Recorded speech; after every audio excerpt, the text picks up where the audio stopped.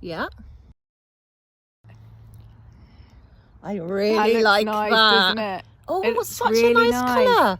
Yes, I like that. Isn't it nice?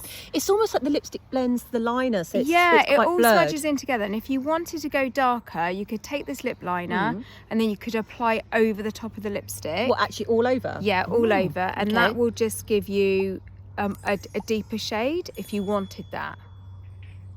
I suppose that's like two colours in one, isn't it, Yeah, really? exactly.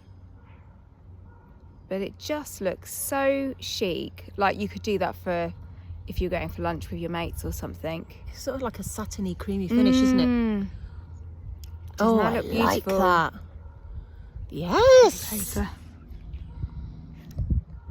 Put the links below. You'll be able to see it, and you'll be able to see it on all different skin tones.